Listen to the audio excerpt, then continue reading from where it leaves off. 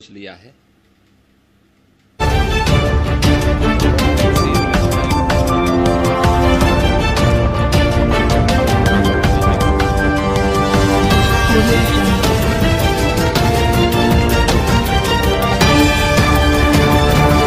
देश के वैज्ञानिकों का अभिनंदन करता हूं। नमस्कार इंडिया का नमस्कार करें स्वीकार। जैसा कि आपको मालूम है साथियों, इस समय कोरोना की एक तरीके की कही जा रही है कि लहर लौट कर आ गई है। और सबसे पहला आप लोगों से यही निवेदन है कि आप कम से कम जब भी बाहर निकलें तो आप मास्क लगाए बिना कम से कम ना निकलें। मुझे मालूम है कि वो 2 गज की दूरी जो है और मास्क जरूरी, तो 2 गज की दूरी तो हम जैसे आम लोगों के लिए है वो मेंटेन नहीं हो सकती, मुझे भी मालूम है। लेकिन दुनिया भर के नेता और बड़े बड़े जो हैं सभी लोग वो तो मास्क भी नहीं लगा रहे। लेकिन कोई बात नहीं है, आप अपने स्वास्थ्य का रखें ध्यान। और इसी के अंदर मैं आपको बता दूं कि मुंबई का जो सिद्धि विनायक मंदिर है वो भी अगले आदेश तक आम जनता के दर्शनों के लिए या प्रवेश की जो वहां पर वो निषेध कर दिया गया, समाप्त कर दिया गया, बंद कर दिया गया। अब जब भी अगला आदेश होगा तब का तब देखा जाएगा। फिलहाल बात करते हैं आपसे एक और, जो आपको मालूम ही है कि जो छत्तीसगढ़ के अंदर जो हमारे जवान शहीद हुए, लगभग 24 जवान बताए जा रहे हैं जो शहीद हुए वहां पर नक्सलवादियों के हमले के अंदर। और उसके अंदर जो एक जवान, जो कोबरा टीम होती है उनका जो एक जवान लापता बताया जाता है, उसके बारे में सूचना ये आई है कि नक्सलियों ने व्हाट्सएप कॉल करके उनको बताया कि आपका जवान जो है वो हमारे पास है, सुरक्षित है, हमने उसे किसी प्रकार का नुकसान नहीं पहुंचाया है। कुल मिलाकर देखिए लेकिन कितनी दुखद स्थिति है। हमारे 24 जवान शहीद हो गए, बताया जा रहा है कि 31 जवान घायल हैं। संख्या ईश्वर ना करे कि और बढ़े, लेकिन जिसके घर से कोई व्यक्ति जाता है उसी को मालूम होता है जिस प्रकार, जिस निर्दयता के साथ उन्होंने हमारे जवानों को शहीद किया, उसकी जितनी भर्त्सना की जाए वो कम है। और समझ नहीं आता कि जब मालूम है तो कि ये इस प्रकार के इंसिडेंट्स यहाँ बार बार होते रहते हैं, तो क्यों नहीं एक बार paramilitary forces, military forces, helicopters आदि का इस्तेमाल करके और एक बार ही सफाया कर दिया जाए। लेकिन दिक्कत है यहाँ भी, क्योंकि जिस समय सरकार इस प्रकार का कोई ऑपरेशन चलाएगी तो अनेकों उनके चाहने वाले और उनके समर्थक भी मैदान के अंदर आ जाएंगे और फिर इस सबको जातिगत दृष्टि से भी देखा जाने लगेगा। ये भी हमारे देश के अंदर एक दिक्कत है। लेकिन चलिए, हम नमस्कार इंडिया उन सभी शहीदों को श्रद्धा सुमन अर्पित करता है।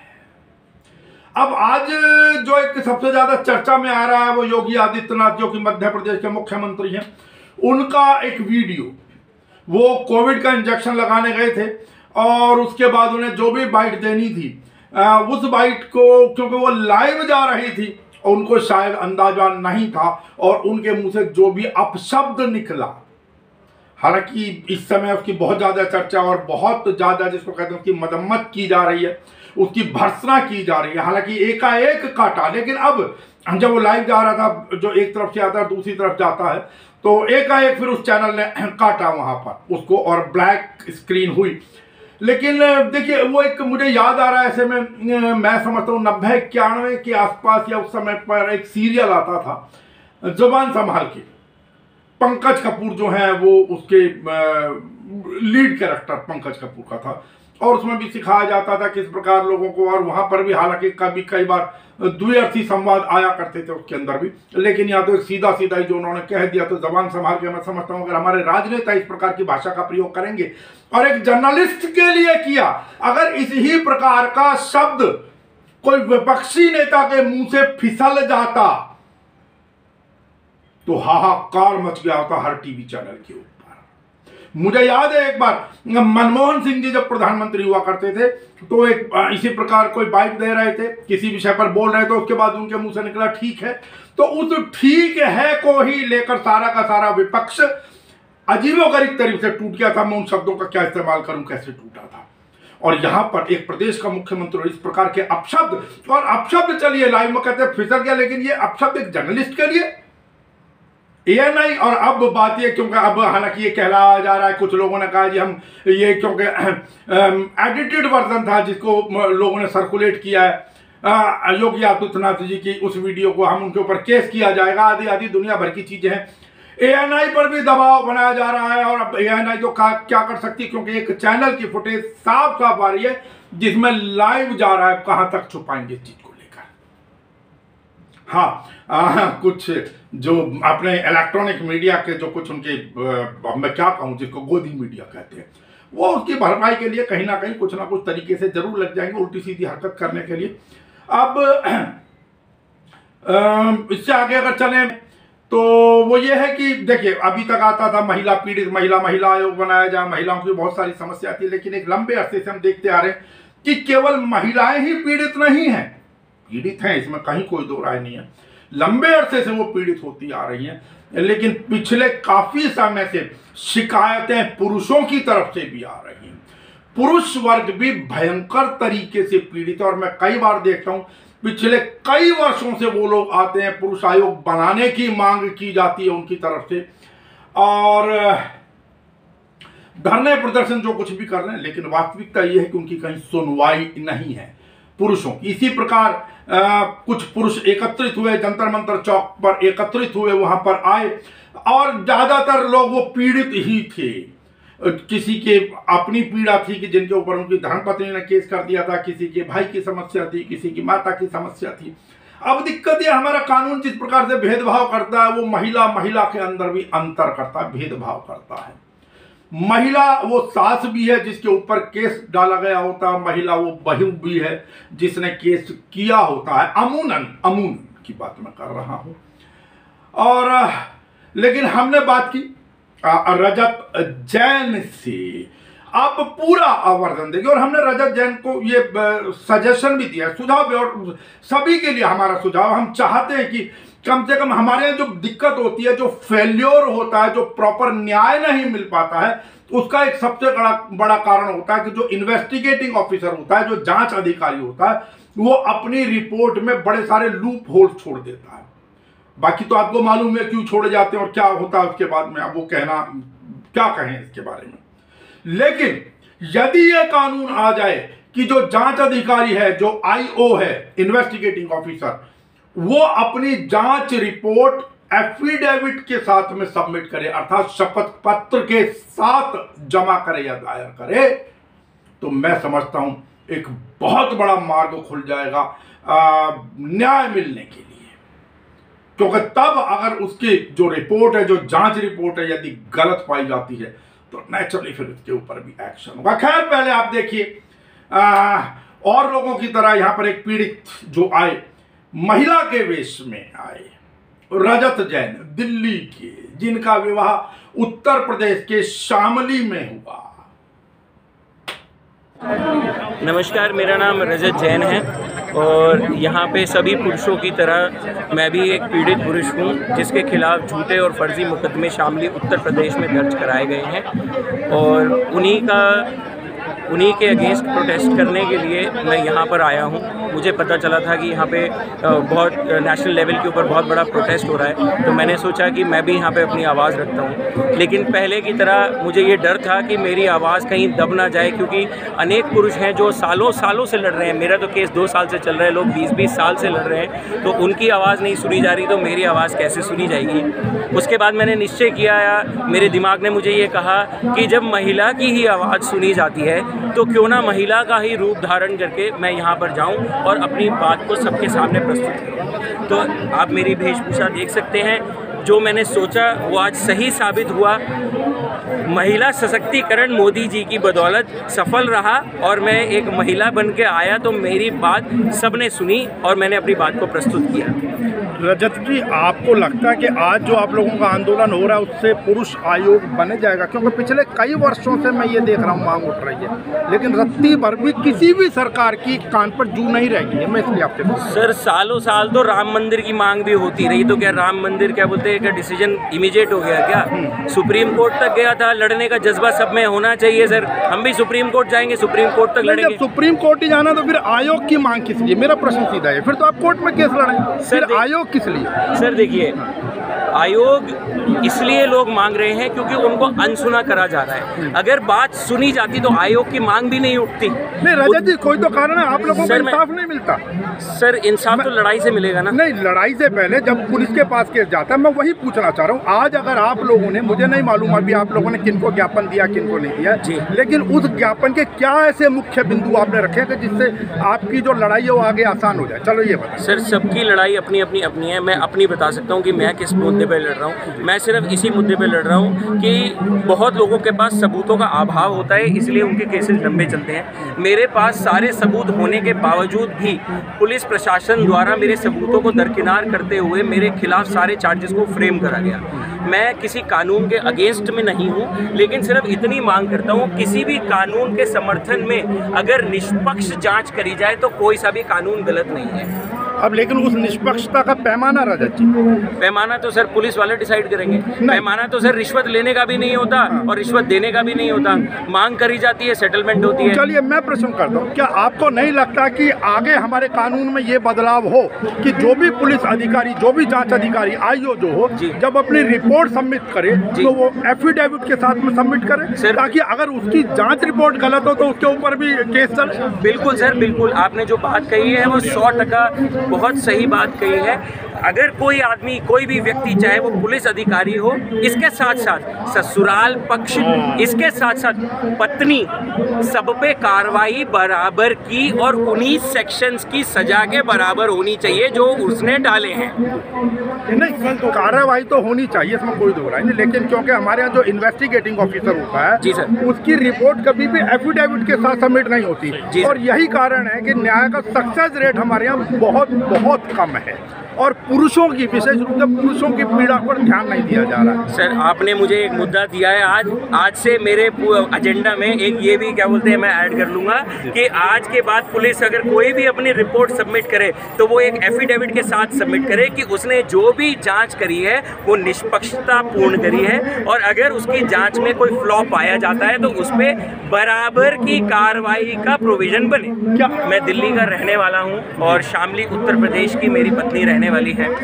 मेरा मुकदमा धारा 307, 354, अपना 498, डाउरी एक्ट 3 और 4, 504, 506 इन सब में हुआ है। इसमें मेरे फादर के ऊपर सेक्सुअल हरासमेंट के चार्जेस हैं, अटेम्प्ट टू मर्डर के चार्जेस हैं। ये सारे ही चार्जेस को मैं दरकिनार करता हूँ और एक तरफा एफिडेविट पे लिख के देने को तैयारी हूँ कि ये झूठे हैं। इसके समक्ष मैं सारे एविडेंसेस वहाँ के पुलिस अधिकारी को, जिसमें आईओ से लेकर के एसएचओ, एसपी, दूसरे एसपी आए उनको, डीआईजी साहब को, आईजी साहब को, सबको बाय पोस्ट भेज चुका हूं, लेकिन किसी ने भी मेरे साक्ष्यों को साक्ष्यों की जांच नहीं करी है। और आईओ को डायरेक्शन डीआईजी साहब ने ज़रूर दिया था कि इन साक्ष्यों की जांच करी जाए और इन पे कार्रवाई हो, लेकिन आईओ ने डीआईजी साहब के ऑर्डर को दरकिनार करते हुए चार्जशीट मेरे खिलाफ फाइल कर दी है। सर आज के समय में आपके केस का स्टेटस क्या है जानते हैं? आज के समय में सर मेरा केस का स्टेटस ये है, मैं सुप्रीम कोर्ट से स्टे ऑन अरेस्ट पे हूँ। मेरे फादर की रेगुलर बेल हो चुकी है, वो जुडिशियल कस्टडी में थे 36 डेज़ के लिए।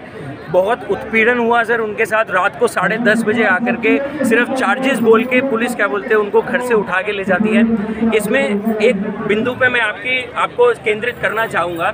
जिस दिन मेरे फादर अरेस्ट हुए थे उस दिन फादर साहब ने अपने सबूत दिए थे दिल्ली में होने के।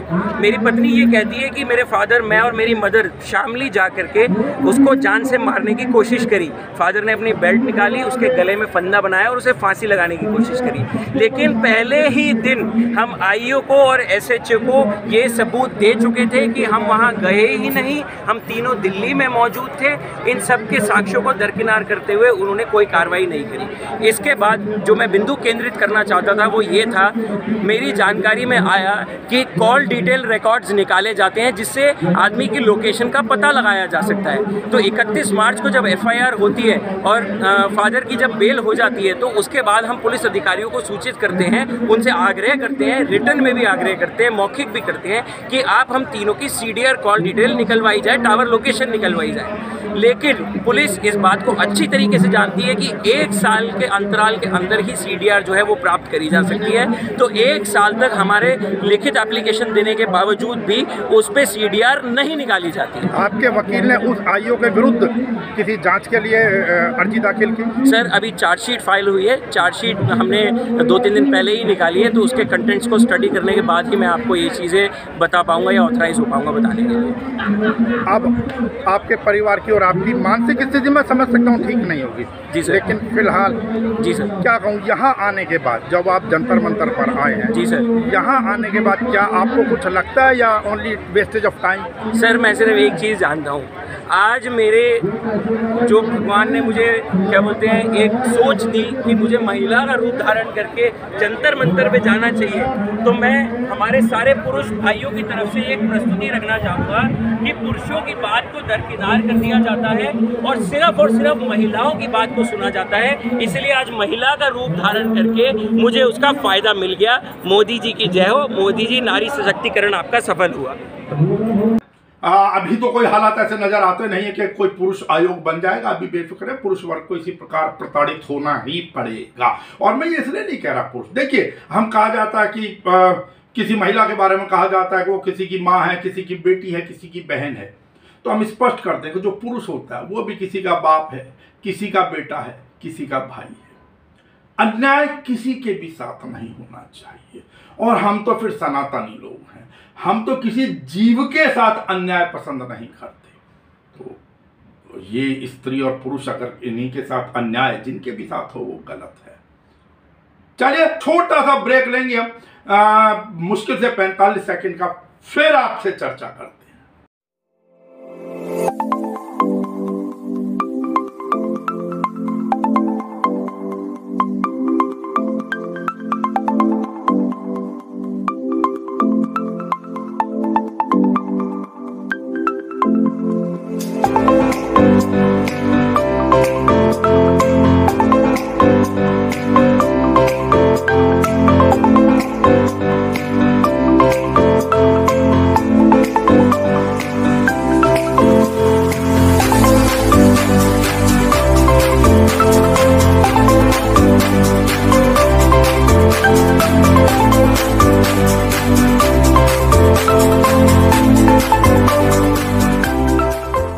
स्वागत आपका ब्रेक के बाद। देखिए आपने पहले भी सुना था कि EVM machine Bharatiya Janata party के एक प्रत्याशी की गाड़ी के अंदर मिली थी ईवीएम मशीन, और उसके बाद जो भी लीपापोती जिस प्रकार की गई, अब एक और चमत्कार आ रहा है ईवीएम का सामने।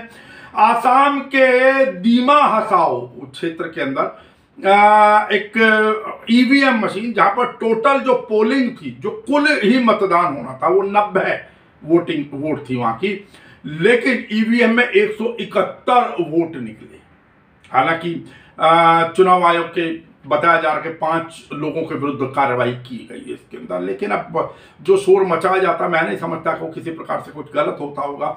और वहीं पर अगर आपको ध्यान हो, जो आज एक और मुद्दा जो सबसे ज्यादा चमक रहा है वो राफेल से संबंधित चमक रहा है कि वहां की एक वेबसाइट, फ्रांस की एक वेबसाइट, उन्होंने दावा किया है या कि भाई राफेल डील के अंदर भारत के जो भी मीडिएटर थे उनको 11 लाख यूरो दिए गए। अब आप समझ सकते हैं 11 लाख यूरो को मल्टीप्लाई कर दें, कई करोड़ की रकम होती है। अब उसको लेकर इस समय हाहाकार मचा हुआ है। हालांकि उसके फिर कहा गया कि भाई इस संदर्भ में जो राफेल की डील थी, अब कांग्रेस विशेष रूप से मांग उठा रही है कि भाई जो राफेल की डील थी, उस राफेल की डील की समीक्षा फिर से की जाए, उसकी जांच की जाए, क्योंकि राहुल गांधी पहले से डिमांड करते आए हैं इस विषय के अंदर, लेकिन कह दिया गया कि नहीं इस पर कुछ नहीं हो सकता, ये जो जांच थी वो ठीक थी। बात उस समय भी उठी थी कि जो पार्लियामेंट्री कमेटी को सौंप दी जाए, वो जांच करे, जो संयुक्त संसदीय समिति होती है, लेकिन नहीं सौंपा। अब कुल मिलाकर विपक्ष को एक मौका मिल गया है एक और अटैक करने का कि भाई राफेल के नाम पे भारत के अंदर रिश्वत दी गई राफेल की डील कराने को। हालांकि याद कर लीजिए बोफोर्स के मसले में भी इसी प्रकार का मुद्दा उठाया गया था। तो अब अगर उस समय जांच की मांग उठी थी तो अब जांच करा लेने में क्या दिक्कत है, लेकिन होगी नहीं जांच आसानी से, सबको मालूम है। और एक और चीज, जो अनिल देशमुख महाराष्ट्र के जो गृह मंत्री थे। अब उन्होंने त्यागपत्र दे दिया। 4 याचिकाएं गई थी मुंबई हाई कोर्ट के अंदर। अब उन्होंने कहा कि भाई 15 दिन के अंदर सीबीआई जांच करे और अभी एफआईआर की बात नहीं है उसके अंदर, पहले जांच रिपोर्ट जो है वो जमा करे। और आपको याद होगा कि इसी में जब परमवीर जो उस समय के पुलिस कमिश्नर थे, वो जब सुप्रीम कोर्ट के अंदर गए थे, तब उनसे सुप्रीम कोर्ट ने पूछा था कि जब एफआईआर ही नहीं हुई है तो सीबीआई जांच का ऑर्डर कैसे कर दिया जाए। और उन्होंने फिर हाई कोर्ट में जाने की सलाह दी थी। लेकिन अब हाई कोर्ट ने बिना एफआईआर के, बिना प्राथमिकी दर्ज कराए सीबीआई जांच के आदेश दे दिए हैं कुल मिलाकर। उसके बाद इस्तीफा दे दिया। और फिर जिस प्रकार की राजनीति चलती है आप बेहतर तरीके से समझ सकते हैं इस चीज को लेकर। एक और जानकारी आपको मालूम है, क्योंकि इस समय कोविड का दौर था और कोविड के दौर में ना जाने क्या क्या प्रभावित हुआ, हमारी अर्थव्यवस्था तक प्रभावित हुई। और उसी दौर के अंदर जो और भी ज्यादा प्रभावित, जो सबसे ज्यादा प्रभावित, बल्कि मैं कहूँगा जिसको कहते हैं एक लाइफ टाइम, कहा तो जाता है अचीवमेंट, लेकिन जो एक लाइफ टाइम अचीवमेंट होती है जिसको लोग स्वप्न देखते हैं, यूपीएससी का एग्जाम देने के लिए जो बच्चे तैयारी कर रहे थे, उन जिन बच्चों का ये आखिरी मौका था, लेकिन कोविड के कारण उनको ये मौका नहीं दिया जा रहा है। हालांकि सुप्रीम कोर्ट ने इसको पॉलिसी मैटर बताते हुए कि भाई सरकार का पॉलिसी मैटर है, इसमें हम कुछ नहीं कर सकते। सुप्रीम कोर्ट ने तो अपने हाथ खींच लिए थे, सरकार ने पहले विश्वास भी दिलाया था। और इन बच्चों का सीधा सा कहना है, और लेकिन अब सरकार मुकर रही है, लेकिन इन बच्चों का कहना है हम कोई एज रिलैक्सेशन नहीं मांग रहे, हम कुछ और नहीं मांग रहे, हम तो वो वाला मौका जो प्राकृतिक आपदा के कारण आपने नहीं दिया, हम तो वो सिर्फ एक मौका मांग रहे हैं। और याद रखिए, ये वो कर्णधार जो किसी भी सरकार के लिए पॉलिसीज बनाते हैं, उनको इंप्लीमेंट कराते हैं। यही इन्हीं में से कोई आईएएस बनता, कोई आईपीएस बनता, कोई आईएफएस, कोई आईआरएस। देखिए इनके संघर्ष की कहानी। इस कोविड काल के अंदर जो बच्चे जिनका लास्ट अटेम्प्ट था इस बार यूपीएससी का एग्जाम देने के लिए, उसको मौका नहीं दिया गया। कहना नहीं चाहिए, सहसम्मान कह रहा हूं कि कोर्ट ने अपने पांव पीछे की तरफ खींच लिए, इसको पीछे ही खींचना माना जाएगा। जब कह दिया कोर्ट ने कि भाई ये पॉलिसी मैटर है और इस पॉलिसी मैटर के अंदर हम कुछ नहीं कर सकते, सरकार इसकी ओर ध्यान दे।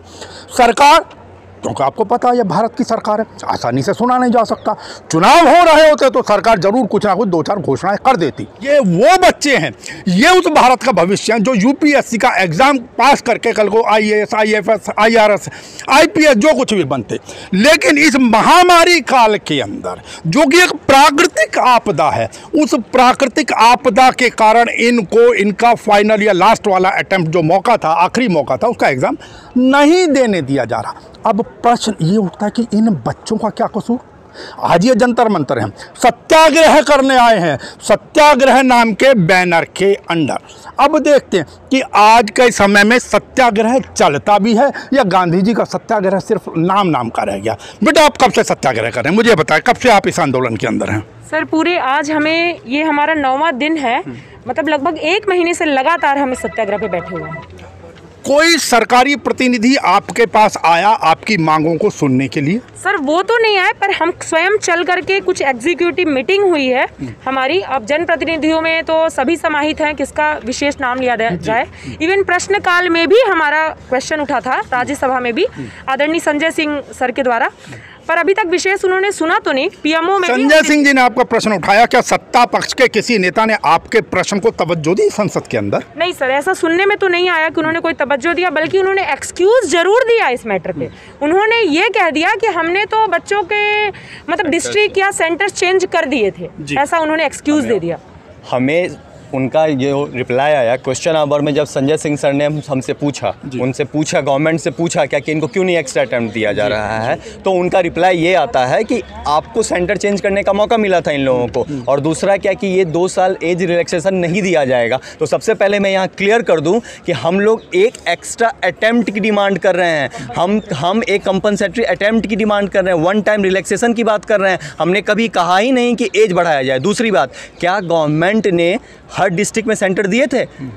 अब मैं बिहार का रहने वाला हूँ, पटना और किशनगंज के बीच का डिस्टेंस 250 से 300 किलोमीटर का डिस्टेंस है। जिस बच्चे के घर में किसी को कोरोना हुआ हो, जिस बच्चे के माता पिता गए हों, बिहार में तो फ्लड आया है लास्ट 3 महीने में, वो कहते हैं 4 महीना बढ़ा दिया गया, तो फ्लड क्यों नहीं ख़त्म कर दिया गया? क्या कोरोना की दवाई आ गई थी? क्या पैसे जो भी बच्चे हैं उनको हम लोग सब जानते हैं, जीडीपी नीचे गई थी, फाइनेंशियल हार्डशिप्स रोक दिए गए थे। हमारे कई साथी हैं जिनको अपना अटेम्प्ट छोड़ना पड़ा था, उनके ऊपर फाइनेंशियल हार्डशिप्स थी, वो कैसे पेपर देने जाते। मैं बात बीच में रोक रहा हूं क्योंकि मैंने स्वयं उस समय पे कवर किया था जाकर और दिखाया था बच्चे किस प्रकार, उनके पेरेंट्स किस प्रकार टेंशन से गुजर रहे थे। कुछ लोग पहुंचे, कुछ किन्हीं कारणों से नहीं पहुंच पाए, लेकिन सरकार को तो एक जिद थी, उनको लगता कि हम जो कह दें वही सब कुछ ठीक। उन्हें जिद थी कि हमें एग्ज़ाम कराना है। कोविड काल के अंदर ही उन्हें तो ये इलेक्शन और बच्चों का भविष्य दांव पर लगाना है। अपने लिए सब कुछ सुरक्षित रहता है, अपने लिए हर आदमी अपने तरीके से सुरक्षित रहता है, लेकिन इन बच्चों के लिए, एग्ज़ाम देने वालों बच्चों के लिए एक मौका, सरकार अपनी पेंशन भी तो बढ़ाती है बार बार, अगर इन बच्चों को एक मौका दे दिया जाता तो मैं नहीं समझता क्या दिक्कत होती। बेटा एक बात बताएं, आप लोग जो यहाँ पर कर रहे हैं, आप लोगों ने ज्ञापन सौंपा, आज किन्हीं को ज्ञापन दिया?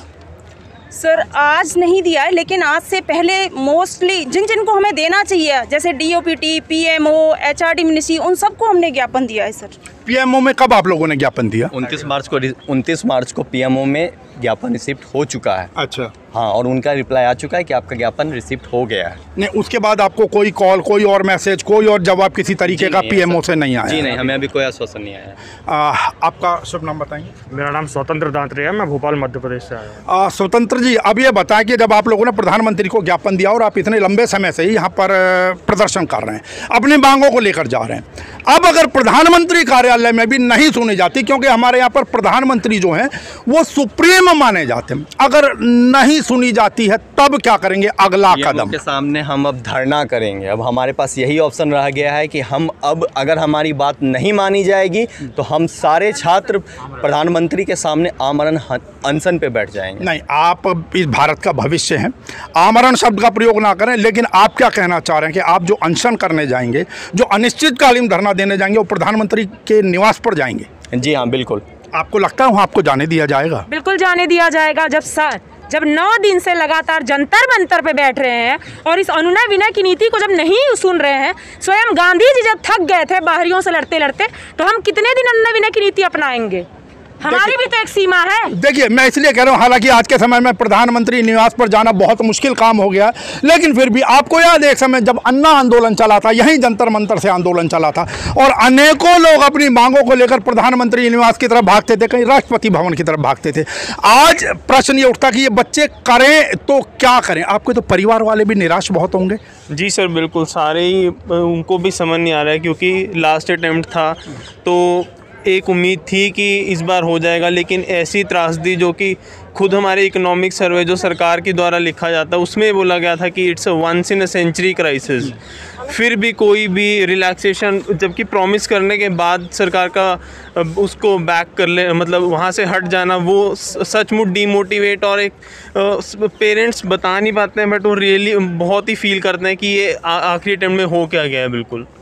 आपको नहीं लगता कि जब सरकार इलेक्शंस में जा सकती है, इलेक्शन करा सकती है और अपने पक्ष के प्रस्तावों को पारित करा सकती है, अपनी और बहुत सारी नीतियां या अपनी जो पॉलिसीज़ हैं उनको इम्प्लीमेंट कर सकती है, तो आपको एक मौका नहीं दे सकती, वो भी प्राकृतिक आपदा काल के? बिल्कुल दे सकती है। और सारे गवर्नमेंट ने सारे दूसरे तबकों को, जैसे फार्मर्स को हो गया, बिजनेसमैन को हो गया, सबको कुछ ना कुछ कोरोना के कारण राहत दी है।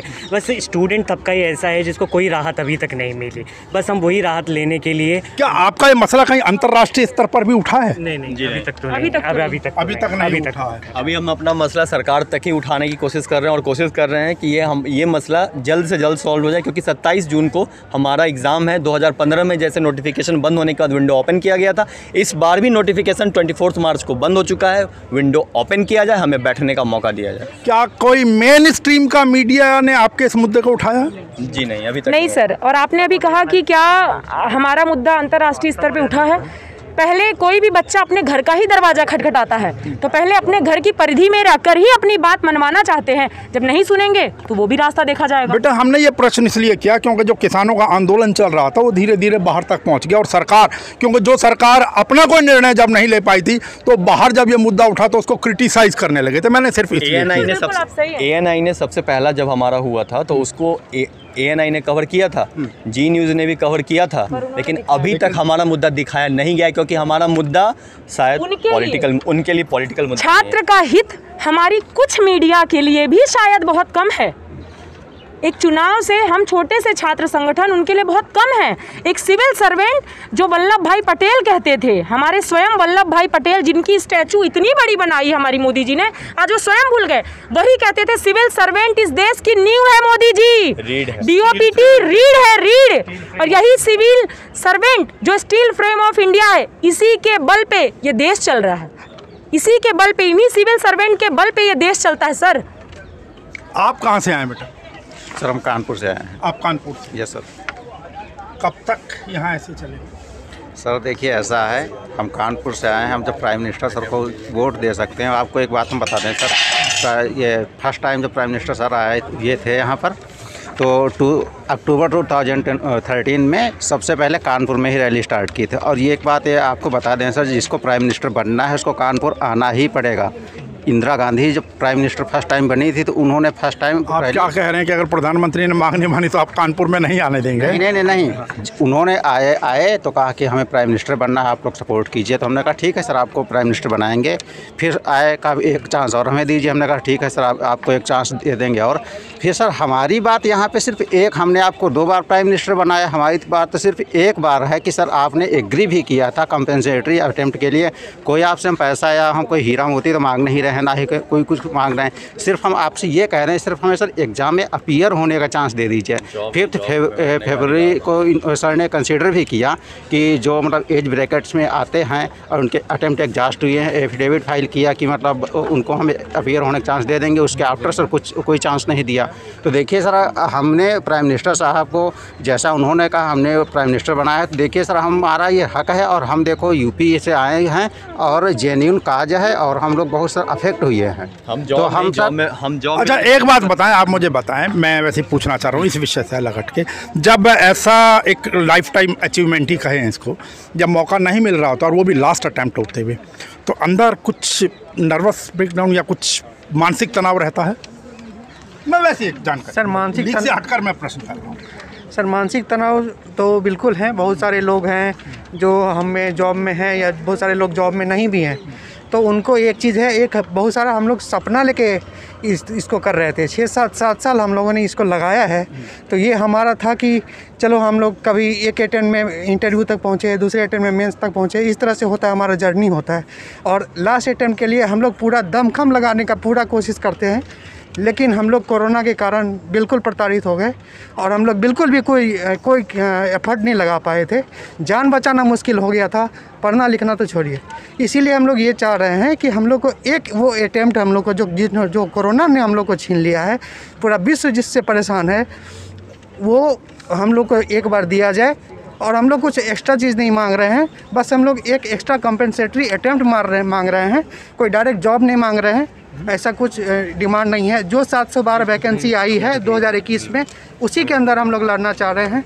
तो वो चीज़ जो है, जो आपने पूछा, वो स्ट्रेस और वो साइकोलॉजिकल प्रेशर, वो तो बिल्कुल है। तो परिवार के ऊपर भी होता होगा ना, परिवार माता पिता सबसे ज़्यादा शायद टेंशन में रहते होंगे, मैं समझ रहा हूँ। जी बिल्कुल। जी बोलिए। माता पिता को टेंशन, देखिए सबको टेंशन होता है ना, कि अगर आप मैं जानबूझ के आपके विषय से अलग हटकर एक देखिए, एक साइकेट्रिक, क्योंकि बुरा नहीं मानना आप में से, मैं नहीं समझता आप इतने मैच्योर्ड हैं, कोई ऐसी चीज़ होगी, लेकिन किसान या बाकी लोग हम लोग देखते हैं कहीं गलत कदम उठा लेते हैं। मैं इस दृष्टि से पूछना चाह रहा हूँ। से बहुत सारे छात्र जून में मार्च के बाद सबके घर से प्रेशर था कि घर आओ घर आओ घर आओ। उनको लगता था, जब यहाँ पर ये बहुत बड़ा सिचुएशन बन गया कि जब कहा गया एक बार कि हवा में कोरोना फैल गया है, जब ये इशू हुआ उसके बाद जो है हमारे घर से बहुत प्रेशर आने लगा, बहुत सारे छात्रों घर से कि घर आओ घर आओ घर आओ।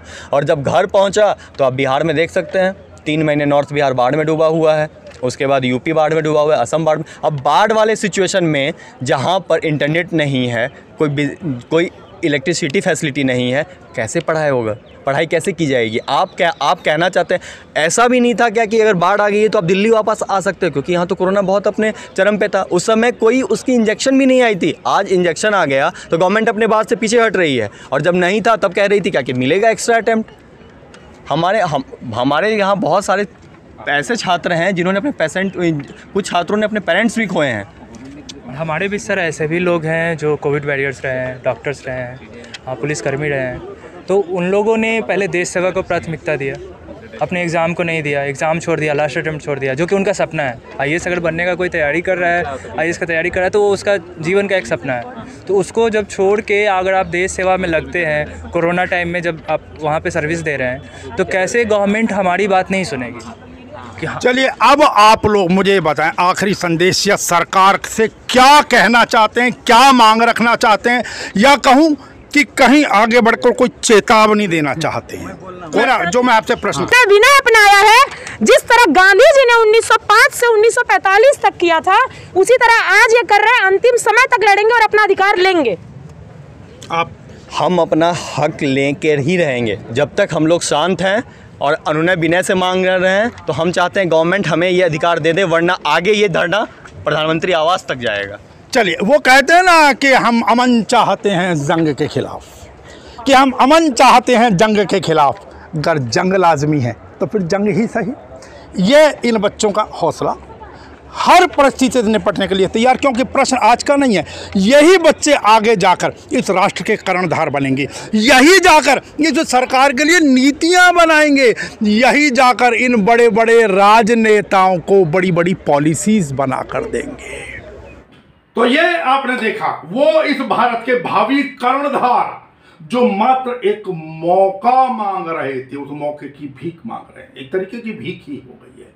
सरकार सब कुछ कर सकती है, समझ नहीं आ रहा है कि इन बच्चों को एक मौका और देने में क्या बिगड़ जाएगा सरकार का। हम भारत सरकार से निवेदन करते हैं कि इन बच्चों की ये जायज मांग है और इनको मौका दिया जाए, बजाय इसके कि भारत का भविष्य संवारने के अपना समय संघर्ष में व्यतीत करें, खराब करें। ये समय जिस समय में पढ़ सकते थे वो इधर उधर धरने प्रदर्शन आदि करते फिर रहे, ऐसा ना हो तो अच्छा। आज अपनी वाणी को यहीं पर विराम देते हुए आपसे फिर निवेदन करते हुए कि कोरोना लौट रहा है, लौटा भी है, भयंकर तरीके से लौटा है, तो कृपया कर सावधानी बरतें, जहां तक हो सके बाहर ना निकलें, और निकलना बहुत जरूरी हो तो अब मैं तो फिर कई लोग कहते हैं कि आप भारत की कानून व्यवस्था को नहीं मानते। हम बिल्कुल मानते सरकार के आदेश को, लेकिन प्रैक्टिकली मुझे बता दीजिए ना कि कैसे आप 2 मीटर के डिस्टेंस पर चलेंगे।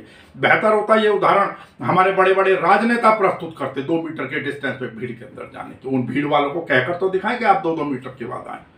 साहब चलिए, मास्क लगा कर ही बाहर निकले। नमस्कार।